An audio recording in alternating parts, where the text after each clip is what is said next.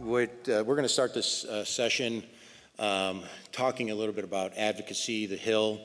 We'll also have our keynote address. I was really impressed by the Congressman. Really, I think, spoke from his heart and really spoke to all of us. Really made a lot of sense.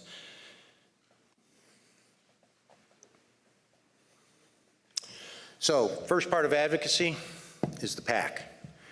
So I think all of you really need to think about reaching down in your pockets and donating to the PAC.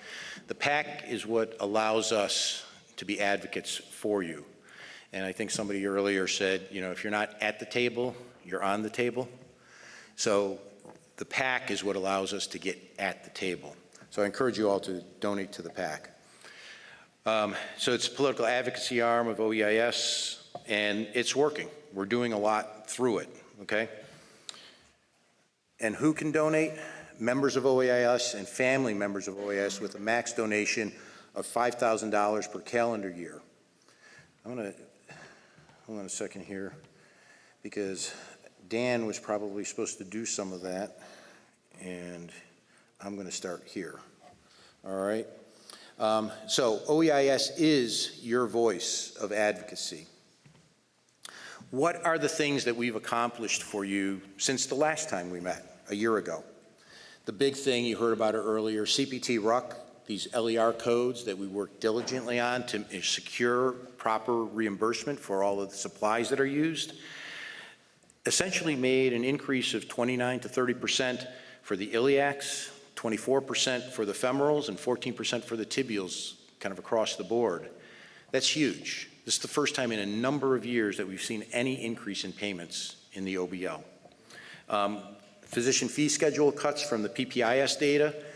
They were going to institute the PPIS data, which was new and flawed. It would have resulted in an 18% cut to your payments. We were able to help block that. Indirect practice expense policy. This was a policy that was put forward where they were redistributing the indirect portion of the practice expense, and individuals actually looked to block it because it benefited the OBLs, Site of Service 11. We were able to help advocate for maintaining that piece of legislation or policy, if you will, and that led to a 4% increase in your payments. So if you look at what we're doing, it is tangible for you when you're talking about what you're collecting. And it is, I think, a small price to pay to donate to the PAC so that we can keep advocating for you and help prevent cuts and help increase reimbursement. You're going to hear from Representative Murphy about the OBF legislation, which he already talked to you a little bit about. We have been talking with multiple congressmen about this, and we're thankful that Representative Murphy has taken this up as his personal efforts to get this to move forward. We also had an AMA resolution that was put through in 2025, which acknowledged the flaws in the physician fee schedule. Physician fee schedule was not designed to pay for high-cost items. The physician fee schedule, when it was first designed, was meant to pay for the work that you do in providing a service to a patient. So if you're going to do an H&P, you have some paper for the exam bed, maybe a small blood pressure cuff, so on and so forth. It was not designed to have $3,000 pieces of equipment being paid for out of the fee schedule. What happens is when those pieces get paid for out of the fee schedule, it leaves less money in the fee schedule because it's a budget neutral fixed bucket of money, and it leaves less money for people who are doing, let's say, E&M code to be paid out of that bucket. So it's really important that the AMA now kind of is acknowledging there's a flaw, because that means then we need to fix it. We've actually had intervened in local areas like Washington State, and we have helped relaunch the PAD caucus in Congress. Again, why are we talking all about this? If you look over the years, the green circle is around everybody who has been seeing steady decreases. Actually from the fee schedule. So office-based proceduralists, you're paying an an increased share of the burden of allowing increased payments to family practice, internal medicine, and so forth. The changes in the physician fee schedule, the way it is currently, there's multiple procedures that you can find, over 300 of them, where the actual, if you will, what are called the direct practice expense cost, the cost of the equipment, the balloon, the stent, and so on and so forth, the cost of those devices and equipment are more than what you got paid for in the past. So there was an inversion. The new code set has helped correct some of this, but not all of it.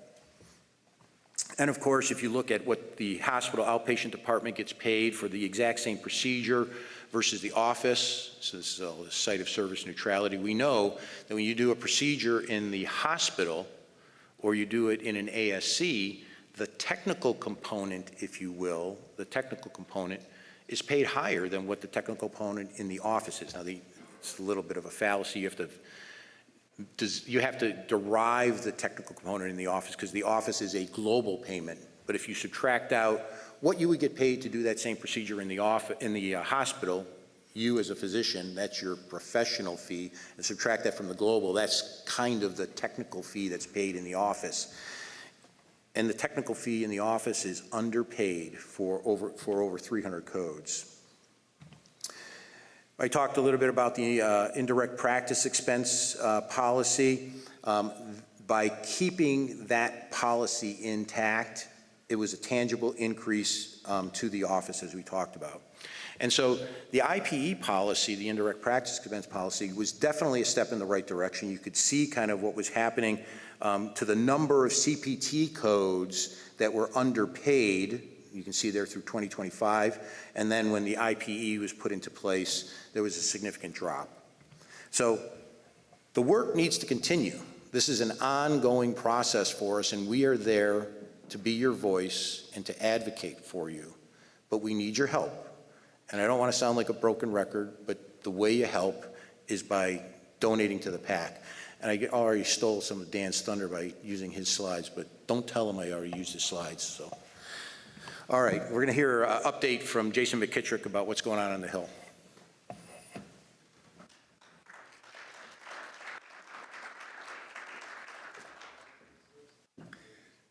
Thanks, Jerry. And you all really don't want to hear from me. You want to hear from Congressman Joyce here, so I'll go fast. But I did want to give some overview, some updates here, if I can figure out the deck. Okay, so because of the great work that Dr. Niedzwiecki's done, Dr. Anderson, Dr. Joyce, Dr. Oz over the last couple of years, you know, I'm happy to say that on the regulatory side, for the first time in a little while, I'm not like hyperventilating and worried about what the upcoming PFS and OPPS ASC rules are going to look like. I'm feeling pretty happy. And so that's given us some breathing room to think about, you know, broader structural reform so that we can get to a place where we have permanent stability for private practice folks. And so we'll lay out the landscape here a little bit. A lot of that is informed by the One Big Beautiful Bill from last year, some of the shutdown stuff we saw, and what I think is going to be a package in Q4. But again, the benefit here going before a congressman is he can correct everything I get wrong. So the One Big Beautiful Bill primarily focused on, from a healthcare perspective, you know, on Medicaid reform, tightening up some of the eligibility requirements, some of the work requirements, reducing the provider taxes, et cetera. But also, I think, was notable a little bit in terms of some of the items that weren't in there. So the enhanced premium tax credit is something that, you know, the Democrats used as part of the shutdown. And of course, the doc fix, while the House passed and Dr. Joyce and others were instrumental in getting, in the House passed bill, a permanent update to the conversion factor. What ultimately was in the final package was a 2.5% temporary 1-year boost, which is great, but is something that likely is going to be advocated on towards the end of this year by the AMA and others. Also, what was not in there, the reconciliation bill were the extenders package, so-called extenders, and that tends to be things like the work gypsy floor, then the telehealth flexibilities and those kinds of things. And so when those expired, because of this enhanced premium tax credit issue I mentioned, those were sort of delayed. And then there was another extension through January 30th, and then finally an extension of the continuing resolution through this fiscal year, which is the end of September 30th, 2026. But I've always used the extenders as a mark to it sort of telegraphs when the next package might be. And I think it's interesting that the work gypsy floor was extended through the end of this calendar year. And so I think, again, happy to be corrected, but I think we're looking at a Q4 package. Now, there's also been talk about another reconciliation bill too, but I'm a former House Budget Committee guy myself. The House Budget and Senate Budget Committee would have to do a lot of work very quickly to get that underway, so we'll see about that. In terms of an end-of-the-year package, there was actually some conversation up here earlier about site neutral. And while I do think there might be some minor provisions in the end-of-the-year package relating to drug administration services and PBM, some other things, something that was actually in the December 2024 package and got dropped out. I think major cuts to hospitals seems like that's unlikely, although we have heard that there might be some site neutrality stuff in the upcoming OPPS rules, so we're keeping an eye on that. But again, I think, and we'll talk a little bit about this, the MedPAC proposal, for instance, to take hospitals and ASCs down to the office rates is something that nobody likes. Hospitals don't like it, ASCs don't like it, and office-based guys don't like it either because it doesn't help them. And we'll talk a little bit about that. The other thing, again, is this conversion factor issue. They'll probably have to deal with at the end of the year. And as you look at this chart at the bottom here, what we're looking at is, if you home in on that 2.2% cut, that is because of the expiration of that 2.5% bump that we saw for 2026 that expires in 2027. The reason it's 2.2% for 2027 and not 2.5% for 2027 is that we do start to see the macro updates of 2015. Those are 0.25% updates year over year in perpetuity, but take a long time to get us back to where we were with just 0.25% increase. And what you see there, I think, is notable is that the decrease for 2027 is still going to be about a 9.5% cut relative to 2020.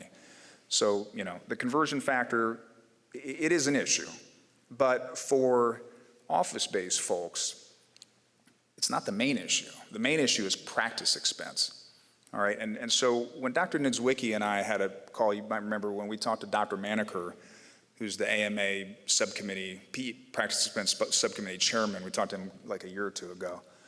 And I'm paraphrasing what he said to us, which is that the physician fee schedule has been subsidizing the hospital outpatient prospective payment system for years, because as high-cost supplies and equipment come out of the hospital and they go into the office-based setting, the money doesn't go with it, okay? And so the PFS has been subsidizing the OPPS to the detriment not just of specialists, but to primary care, to everybody for years.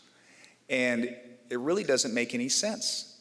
The physician fee schedule, when it was set up in 1992, the physician fee schedule was to reimburse you all for the professional work you do. It wasn't meant to handle a $3,000 stent, a $3 million linear accelerator, okay? So if that is the problem, okay, then the easy solution is to rationalize this. We have an ambulatory technical fee schedule today. It's called the hospital outpatient ASC fee schedule, and that handles the practice expense for those sites of service, right? The fact that the PFS has the office-based practice expense smashed into it, pulling money away from everybody, including primary care, it just makes no sense. And so it's actually not a complicated, really, when you think about it, policy to rationalize these fee schedules and having a hospital outpatient ASC OBF, what we would call office-based facility fee schedule, and have the Medicare PFS just focused on the pro fees. And it would also help, by the way, on anything you want to do permanently on the conversion factor, because that $90 billion pool is now about $50 billion. So anyway, we're just really fortunate to have, you know, all the four societies here thinking about these issues, and we're just super fortunate to have somebody like Congressman Joyce, Dr. Joyce here to talk to us about these issues as well. So I'll hand it off to Dr. Joyce.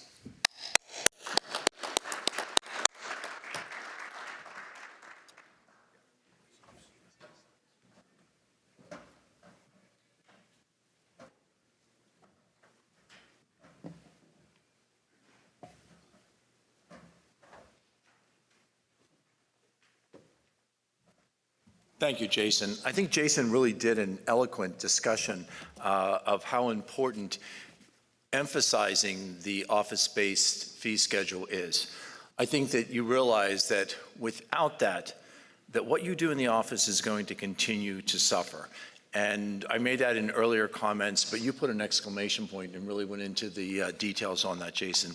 I want to really talk about four main points here to kind of send you out the door with if this is truly a messaging event. First and foremost, the fact that all four groups were here today to hash it out, to have these discussions. I sat through that earlier today. You're all working towards the same endpoint. There certainly is the entrepreneurial spirit in the majority of you, even those in academic settings. I go to my own background. I spent 6 years, as I said earlier, at Hopkins, and then I joined Desert Storm, was at Portsmouth Naval Hospital in Virginia. I worked at the VA hospital subsequent to that, and then I went into private practice. I see the pros, the cons, the challenges that each one of those present. I've seen the evolution of the medical charting that has completely changed from when I started practicing medicine to what we see today. I don't want to throw any particular medical charting system under the bus, but I recently was seeing my ophthalmologist and talked about, because it was a system I was very familiar with and over 65% of practices in the United States do. And I said, well, did you get the referral from my primary care doctor? And she said to me, I haven't read one of those in 5 years. She said, and she scrolled through it. She showed me what was there. She said, I see you take Crestor and you've been taking that for a long time. She goes, I don't look at any of this. And anyone who tells you that they do isn't being truthful. She said, sure, I signed off at the end chart reviewed. She said, it would take me 15 minutes to read all of what's gone on, and I'm relatively healthy. And so to be able to understand the continuing pressures that are put on you and the ability to practice without government continuing to have that input that stifles the innovation that you want to provide each and every day for your patients. Top priority, as I said earlier, and there are two doctors' caucuses in Washington, D.C. I am the co-chair with Greg Murphy, who's a urologist from North Carolina. Greg and I are co-chairs of the GOP Doctors Caucus. And we are 14 members strong, but we are not all doctors. We have PharmDs, we have a nurse practitioner, we have dentists, and it covers the whole gamut. We have a family practice doctor, we have an allergist, I'm a dermatologist and an internist. We have a variety of different healthcare providers. And I think to be able to have that discussion, we should be talking to the other side of the aisle. And the other side of the aisle is the Democrat Doc Caucus. And until recently, and my goal when I ran for GOP Doc Caucus is that we met with the Democrats, because there's no third rail when it comes to health care. We all want to take care of our patients, and we want to provide the most innovation, which you do each and every day. We want to provide the most innovation to our patients. So we should be able to push aside the social issues, which we might not agree on, and get together. The Democrats were all co-chairs. I think it speaks of their underlying mentality and approach to different issues. But we never knew who to go and talk to. So finally, one of the members is Kim Schreier. She is from the state of Washington. She's a pediatrician. I said, Kim, we've been trying so that we all meet with Mehmet Oz. We, as the GOP Doctors Caucus, have met with Mehmet Oz twice. Each Congress is a 2-year session. I said, you know, he's been in 9 months and we've met with him twice. We don't know who to contact with you. Who is in charge in your Democrat Doc Caucus if you're all in charge? Because we're not getting responses to set up meetings. We meet each and every week, first thing in the morning on Thursdays, 8 a.m. I'd meet at 7 a.m., no problem, but we meet at 8 a.m. each Thursday morning. And she said, I don't know who's getting the emails. She went back to the Democrat Doc Caucus, and if you're from the state of Washington, Kim Schreier, I'm a big fan. We are friends. We came in together. And she said, we need one chair to be able to participate. And they elected Kim the chair. And so now the Democrats, not on a weekly basis, but they meet with us on a regular basis. It's usually every 3 to 4 weeks, addressing issues like the Medicare physician fee schedule reimbursement issue, which is a top priority. We endorse legislation. Now, it has to be legislation from one of the members, and it requires 70% of the 14 members to endorse it, to have that endorsement. But when you hear the Speaker of the House or you hear the Majority Leader talk about, well, we ran this by Doctors Caucus, we want to make sure that what is being run by us is endorsed by us as a group and not one-offs with someone that they have a discussion with on the side.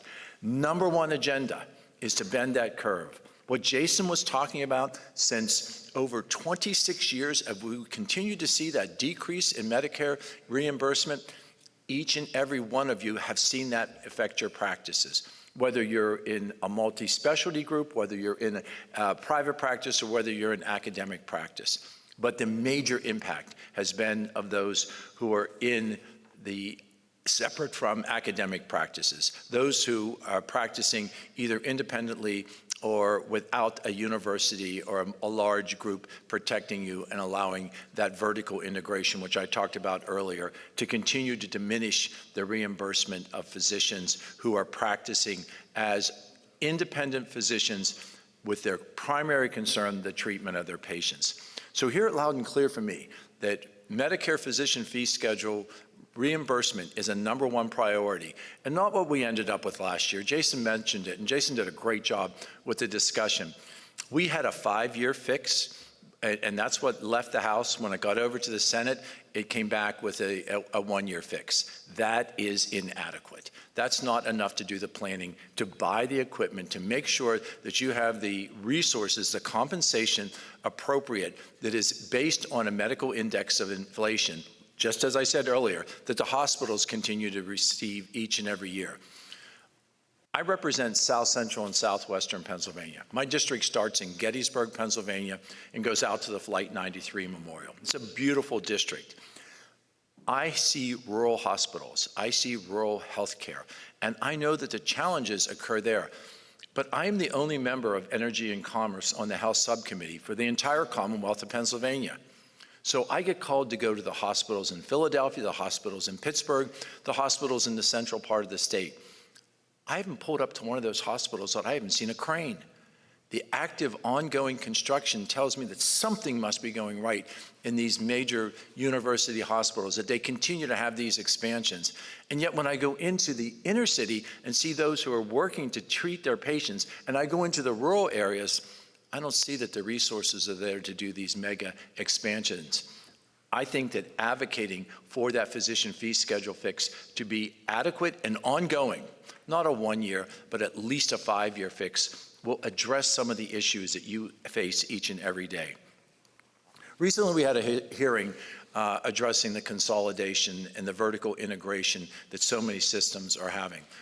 I practiced, as I mentioned earlier, for 25 years with the best partner in the world, my wife. And you know what you argue about with practices. You argue about call schedule, you argue about reimbursement. We argued about who went to the hospital at the end of the day of seeing patients, but we never had an argument about finances because we worked that out long in advance as we continued to practice. But if you're in a consolidated practice where the insurance company owns the hospital, which employs the physicians, and as I mentioned earlier, also owns a pharmacy benefit manager, which tells where that money really is in that equation, the physicians are actually compensated at a higher level. We had the United CEO in front of our hearing just recently, and it came to light from a journal article that they have a backdoor way of compensating their physicians at a higher level for the same procedure that you might perform as an independent radiologist, as an independent interventional cardiologist. United Healthcare is the largest employer of physicians in the United States, actually the largest employer of physicians in the world, even with Sol Systems in Europe.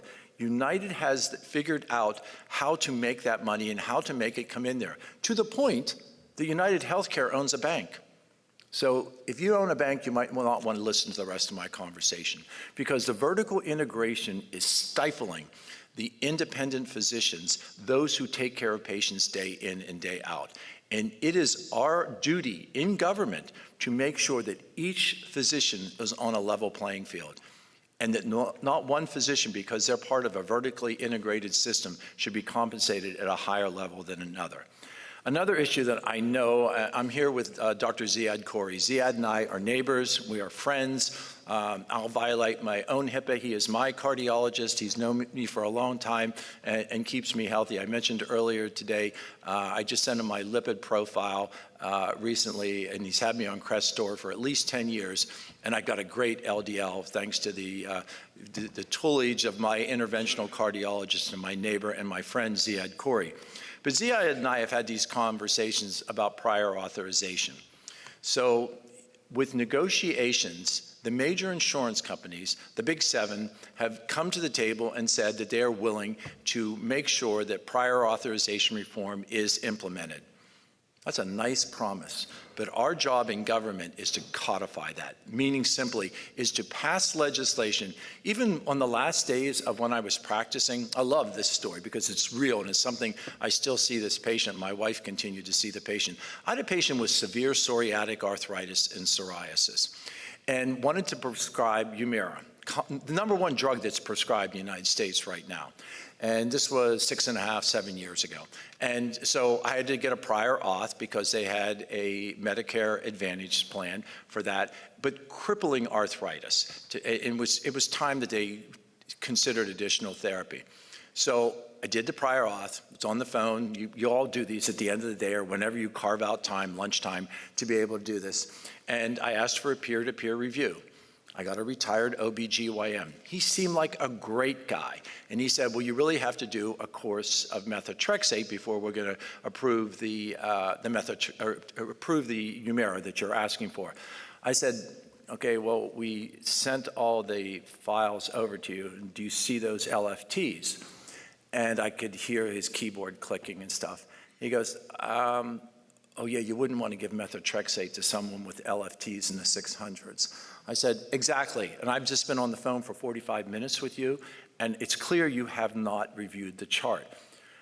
We need prior authorization to occur in a timely fashion, and we need it to be peer-to-peer. And I'm sure this guy did a great job as an OB/GYN in his day, but making that decision to tell me, who has had the patient in my sights, to tell me that this was an appropriate course of therapy, which could have put the person into hepatic failure, as we all know in this room. But that's what we in government have a role to do. So I'm going to conclude with encouraging you as physicians to understand why it's important that physician legislators are part of the equation. So do the math real quick. I told you there were 14 Republican members of the Doctors Caucus and 6 Democrat. That puts 20 of us in there. I can't count how many lawyers are on there, but there are bankers, there are farmers, there are former military in the United States Congress. You can't be there every day. I practiced for 25 years before I decided to run for an open seat and become a member of Congress. I had never served in a formal legislative body before doing that. Not exactly true. In sixth grade, I ran for student council president. I did win. I passed out Hershey Kisses. I'm from Pennsylvania.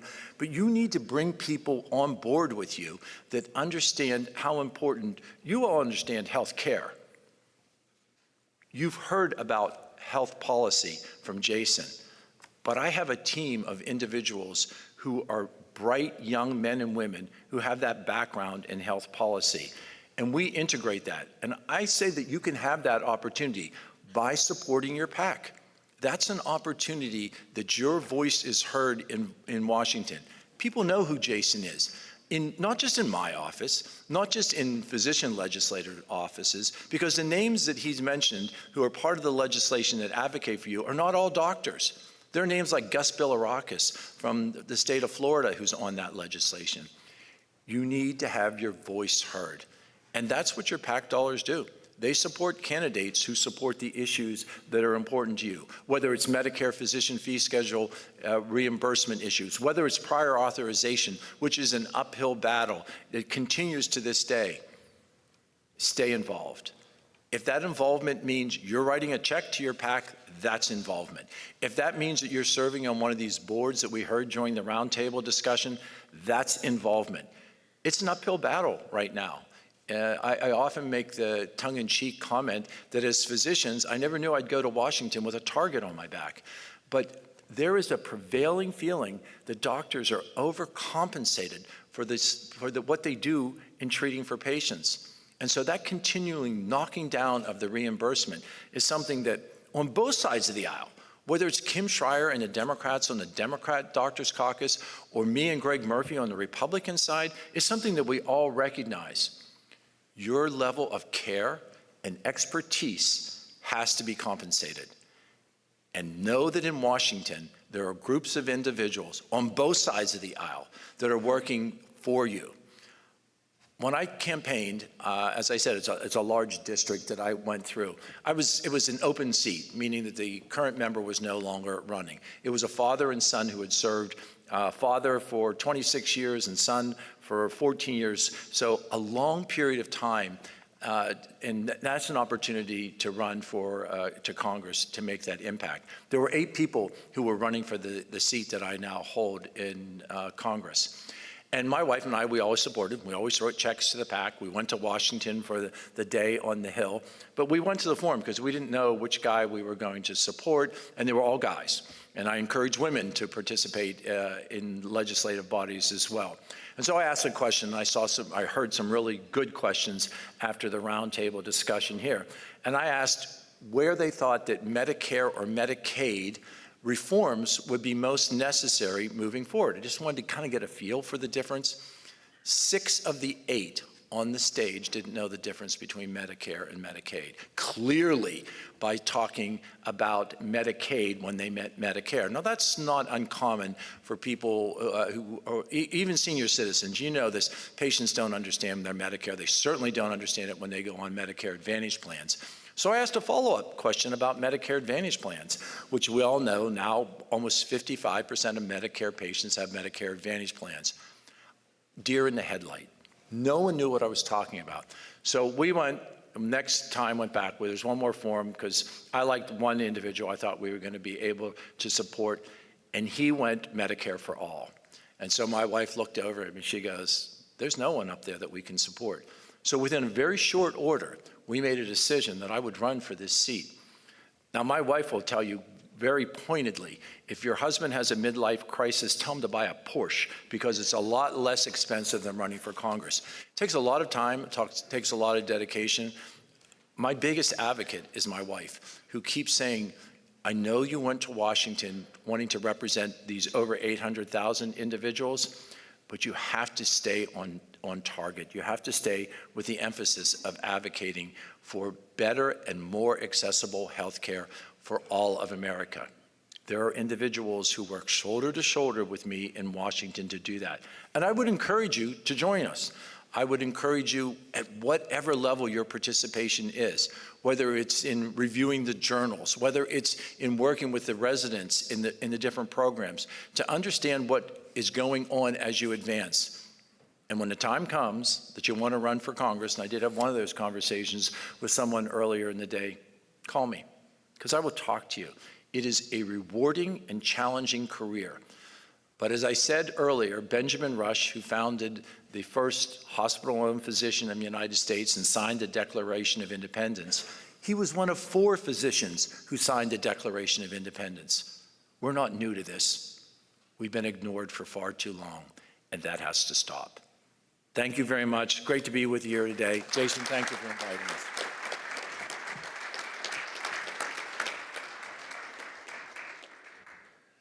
It's my pleasure. Thank you so much, Congressman. Again, I think your words are ring home to all of us, and we wish you luck and Godspeed to get this accomplished, because it was obviously it's been happening for a long time. I have the distinct pleasure of introducing our current president, Patrick Ryan. Patrick is a vascular surgeon in Nashville, and has done a tremendous amount of work on your behalf in the society, in the advocacy realm, writing letters in a moment's notice for some of the egregious errors that have been occurring with some of the insurance companies and Medicare carriers regarding our new code set, and really has changed the course of many of those discussions in your favor. So I'm going to let Patrick come on and wow you with his wisdom. I don't have any wisdom. Okay, I'm supposed to give I don't know if this is on. Yeah, this is on. Good, I can move around. So I'm supposed to give a presidential address, and I don't know if Linda Harris is still here. She's like, what's your president? Is Linda here? Linda's here. You know, at SVS, the presidential address is an hour-long, marathon of awesomeness, and that is not what you're getting here. Jerry's giving me about 3 minutes, and I got to keep going. So we're just going to talk quickly about that, and then we're going to move on to awards. Let's see. Most of the past presidents are here today, and all the past presidents have been incredibly helpful to me, learning the ropes, knowing how to do things, where to go, who to talk to. Jerry has given me lots of really great advice.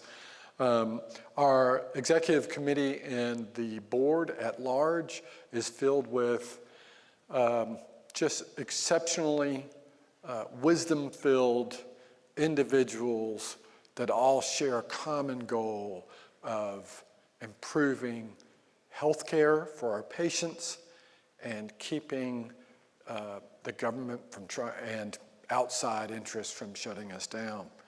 Our staff, we have a minimal staff. I can literally count them on one hand, less than one hand, the number of people that we have for staff. And I think most of you know Julie and Jason, who have been running around here doing 16-hour days this week. We also have Lauren Jones, who has done 3 people's work, and I don't know where Lauren is, for the registry, and she doesn't work alone. She has help as well.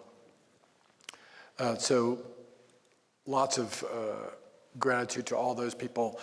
Jerry said last year, he said, Patrick, set 3 goals. 3 things you want to do this year.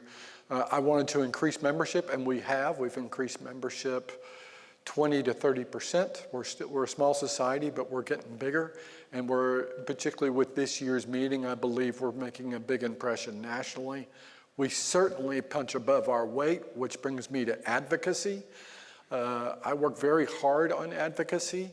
The leadership, particularly the EC and some of the members of the board, we all have our strengths and proclivities. And I was saying to Megan, who's with the SVS, doing advocacy really suits my personality, because I don't mind getting out there and saying stuff that maybe will offend some people if it's the right thing to do, because my justice gene is overexpressed. And then the certification program, we haven't talked much about this yet, but our certification program is in the final stages of completion, and it's a momentous project. It's a project that we have no business undertaking, but we're doing it anyways. And thankfully, Sam and his nurse Megan are basically doing all of the work. So those are my goals, and I've had a lot of help getting there. Future opportunities, our registry. We're going through some bumps in the road with our registry. Again, we're doing it on a shoestring. I've got lots of experience with the SVS's registry. VQI, I was heavily involved for 8 years. And it's a juggernaut, man. But they got a lot of people, a lot of help, and a lot of money. And we don't have any of that. I want to continue on advocacy. The fight never stops, and we will continue the fight. And as long as I am here or on the board or on the EC, I will make sure that no stone is unturned in the defense of us and our patients. And finally, the certification program, we're going to be rolling it out this year. My center will probably be one of the beta test sites, and we're going to need to guide that through the process. So we are primed for growth within the OEIS. That's my number one goal, is to make growth really take off. So for all of you that are in the OEIS, maybe you aren't in the OEIS. Maybe you're the future president of the SVS. Linda, tell everybody what a great meeting this is, because it is a great meeting. You can come here and learn, and it's important to be a member of the SVS and the OEIS. I believe that. I'll always be a member of both societies. Engage with us if you want to help, if you have an interest in some particular thing. If you know something about certification, come find me. Find Sam on. We need help. It's the doctors are doing all the work here. Again, the staff, we have just enough staff to get by, but doctors are doing the work. If you want to help, you want to truly make a difference and not just be a member of a committee, please reach out. We'd love to help. We would love to have the help. Our members are our greatest assets. We can't do this without all of you. We're such a small society that we all kind of know each other. I mean, I know most of the people in this room, which is kind of crazy, but I do, and I've got a terrible memory. So now that's my presidential address, and we're going to move on to the awards ceremony, which is a lot of fun. Are you staying up? You don't need to stay up here. No, you're good. You're good. You're good. Thanks, man. Yeah, thank you. Okay, let me make sure I've got this right. So we got a couple of people who are getting awards who are not here. And so these are people who are rolling off our board. And George Adams was not able to be here, but we appreciate all of his contributions over I don't remember if he was a 1 or a 3-year member. But thank you, George, and if some of you would pass that along, that would be great. And my friend Stephen Daughtry, who is just outside of Nashville, he's in Clarksville. He's been a leader in deep venous disease, some superficial venous, but he's really a trailblazer in deep venous treatment and disease. Stephen has been a great asset to the OEIS. Now I'm going to get on to people who are here. My great friend, Raphael Malgorn. Raphael, where are you? Tell me he's in here. Come up here. We got an award for you.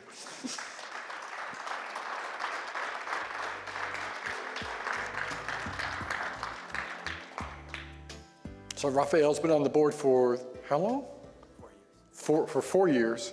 And so it is with great appreciation that we give you this. Let's see, we do it like this, right? Yeah, and somebody's supposed to take a picture, I think. There you go. Thank you so much. Yeah, sure. Sorry? Oh, Raphael, come back. You want us right here? Yeah. Okay, give me your hand. All right. All right, thank you.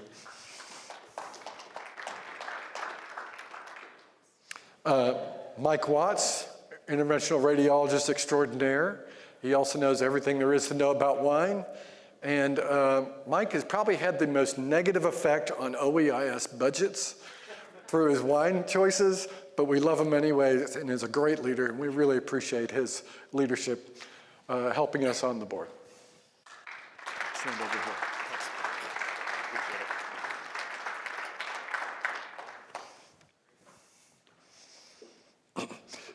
So as any of you who run a big meeting like this and help run a society, you understand that a lot of our income, frankly, comes from industry. We can't do it without industry. That's why all of you should visit the place where all the industry people are. I forget what that room's called. Go down there, make yourself known, talk to people. There's a lot to learn. So we can't do this without industry. We have 3, we call them platinum partners, who have made significant investment in OEIS, in guiding us and us guiding them, and supporting what we're trying to do here, which is education, advocacy, and helping members. And so we want to give a special thanks to these platinum partner members, starting with, I'm supposed to announce this. These are the newly elected board members: Matt Finn, Aaron Kovaleski, Chris Kwolek, KJ Nagar-Sheth. So let's welcome all of them to the board.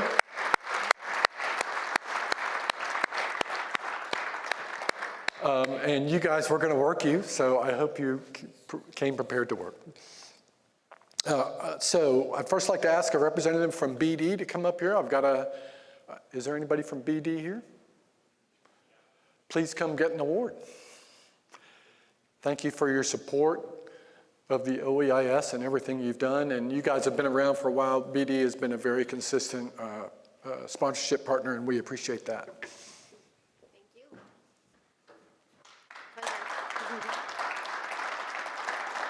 Thanks. And then Boston Scientific, I mean, let's face it, Boston is like the 800-pound gorilla around here, but they're awesome. They've got talent, and they've always been supportive of us, and we appreciate that.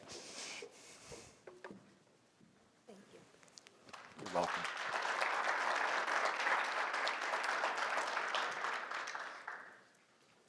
And then someone from Philips. I use a lot of Philips stuff. Where's the Philips guy? Here we go. Come on up here. Get your nice plaque.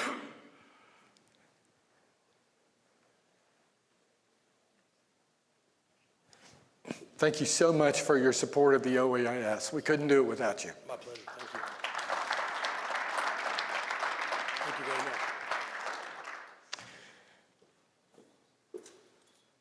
much. Okay, so the next award is a surprise award. I'm going to look something up. Okay. I invented a new award this year. It's only like 3 people know about this award. It's called the Keystone Award. I think I came up with that name. Dr. Jerry Niedzwiecki is the quiet force who helps keep the entire OEIS enterprise running smoothly, serving as a steady, thoughtful overseer across all aspects of leadership. With persistence and remarkable efficiency, he anticipates challenges before they arise, ensures that every moving part of the organization stays aligned and on course. What sets him apart is not just his effectiveness, but the way he leads, with kindness, humility, and a genuine commitment to supporting others. Whether guiding decisions, coordinating efforts, or simply being the reliable presence everyone counts on, Jerry embodies the leadership that makes complex systems work seamlessly. His impact is felt not in any single role, but in the strength, cohesion, and success of this entire organization.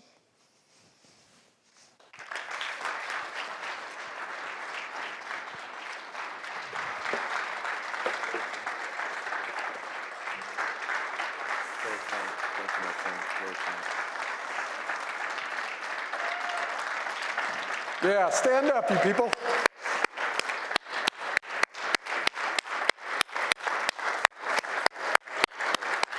Appreciate you, man. Thank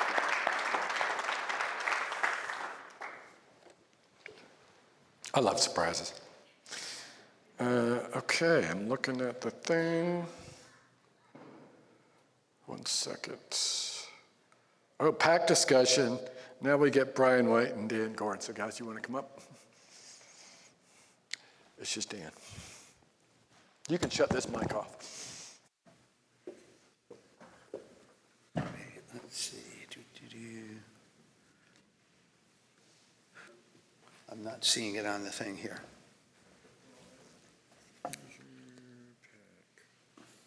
Oh, there it is. Got it. It just has Jerry's name on it. There we go, because it had Jerry's name on it. So you've seen it before a little bit. So great, guys. I have the enviable job of getting up, and I'm going to hit you all up for money, and I'm going to do it aggressively right now and tell you why. So the OEIS PAC, OEIS does a lot of things, as you've seen, but one of the really crucial things that we do is how effective this organization is in advocacy. And it really makes a huge difference in the lives of all of us. What's the OEIS PAC, to understand? It's basically the political advocacy arm of the society. Its job is to support legislative and regulatory efforts that basically protect and promote what we do every day and keep us alive and sustainable. Very important, it is funded through voluntary donations of the members, so it is not part of your membership dues, it's a separate thing that you do. What it enables is it enables people like Jerry and like Pat and like Bob DeHar to get relationships with people on the Hill that can actually make a difference in what we do.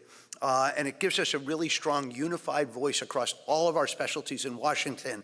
And I can tell you we have a voice, though it is working. Who can donate to the PAC? As I said before, only members of OEIS can donate to the PAC. That's just a legal issue. And family members can actually donate too, which I was not aware of. So that if you go on, which I want you all to do after I talk, and donate to the PAC, you have to log on to the OEIS website first. That's the way we verify that you're a member. And then you can click under advocacy to the PAC and you can go right in and donate, and it's easy. Maximal donations are per calendar year, and you can give up to $5,000 per calendar year. You can give any amount that you want. More is better, but anything is better than nothing. Why donate?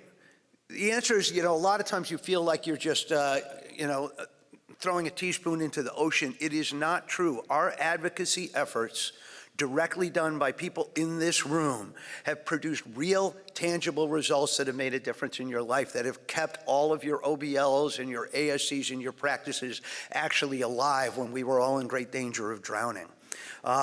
Just this past year, you've heard a lot about the expansion of the lower extremity arterial codes, and our society was leaders in getting that done.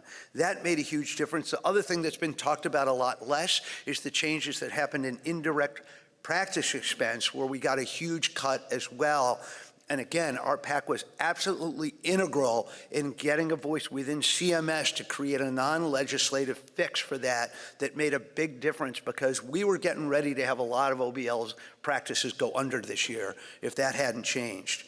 So we've had a lot of victories, but we are not done, and that's really important. And you've heard now with Congressman Joyce and some of the other discussions about what is hopefully coming, and that is the ability to take practice expense out of the physician fee schedule and give us a reliable, sustainable reimbursement so that we actually know what we're going to get paid next year, as opposed to holding our breath in November to see what they came up with every year and then playing whack-a-mole every year to try to fix disasters that are proposed that could put us all underwater. So it's not a charity. This is an investment in your own future, the way that you invest in a new stent or a new C-arm or hire a great nurse for your office. This is money that is an investment in your practice, and so I just urge you to do it. It's a myth that it takes millions of dollars to make an impact in Washington. Everybody says, well, the hospitals will just outspend us. It doesn't take a lot to get our voice heard. The CEO of my group was in presidential politics before this, and he said, if we went back when this society started and we were able to raise about $500,000 over a few years, which is really doable, none of this would have happened. We would have actually had enough of a voice to fix some of the things that we're running around trying to fix now. but it doesn't take a huge amount of money, but it does take money. The PAC is the only multi-specialty society that focuses directly on outpatient care and private practice physicians. All of our other societies, our parent societies, are great, but we're much more laser focused on what matters to everybody in this room, and it allows us to support members that support us. There's a list of a variety of the different congressmen that we have donated to and then been able to get FaceTime with to plead our case. We have been heard receptively. You will note that these are on both sides of the aisle. I will not describe my own political bent, but it is both sides, and I am happy to talk to people with R's and D's because all of them on what's important to us seem to be receptive and they want to help. So how'd we do? Well, the PAC was started in March of 2024. So in the first year, if you look at the different PACs of specialty societies, we did okay, and we raised about $60,000 in a partial year, and that got us going. Let's take a look at last year. So last year, we were the largest PAC in our specialty. We beat out all of our parent organizations in terms of PAC donations. We got 30% of our members to donate, which is very good, but it's not 100%, which means that 70% of our people did not donate. Lots of room for growth. We took a lead in collaborating with other societies, and you saw what Pat put together with that. That is exemplary of what we have done, and I know personally the people that are working for advocacy for OEIS have been in the room and developed relationships with the people who do advocacy in all of our parent societies, and they have really kind of led the way, I think, in getting collaboration between different specialties to have a universal or a unified voice rather on the Hill. So as it is said over and over again, we punch way above our weight, and a donation to the OEIS PAC is really a very effective way in getting our voice heard. You should donate to all the PACs, but you should definitely donate to OEIS PAC because we're laser focused on things that matter to everybody in this room.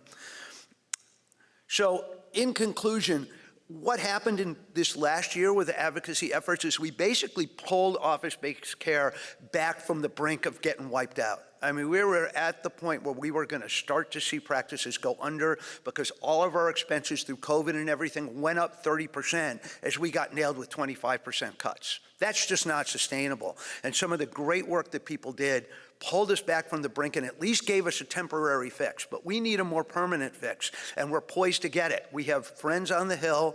They're hearing our voice, but we've got to keep at it because there's a lot of noise up there, and we need to make sure that our issue is front and center for them. We have a great story to tell. If we get in front of somebody, everybody says, wow, I didn't realize this is definitely something that we have to fix. We get great outcomes.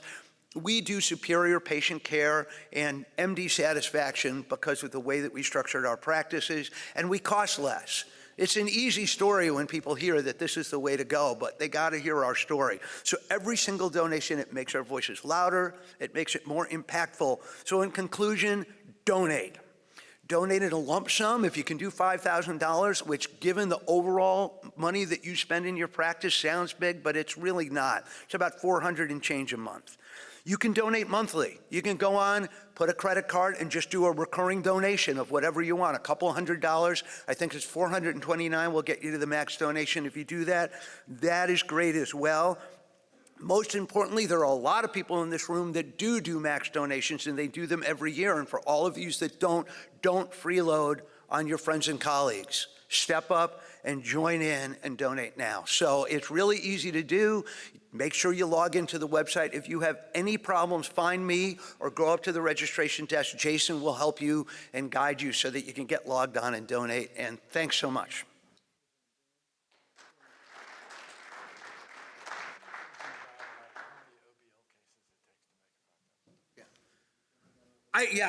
Pat wanted me to say this. I put this calculation together and so on. But if you look at the reimbursement reform that was achieved by the hard work of people in this room, supported by the PAC, with the complexity codes and the change in practice expense. And I had our head of revenue cycle management of our group just put together and said, Dave, tell me some numbers about this. Let's take a complex case that has 2-level disease that you're going to treat, okay? If you do that and you treated one 2-level disease the increase in reimbursement that you got based on the hard work of people in this room pays enough in that one case for your max donation.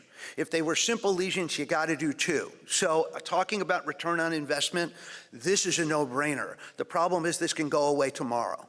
And that's why we need a more permanent fix. So this is just such money well spent, and it's really a drop in the bucket in terms of the payback that you get if you invest in it. So once again, please do.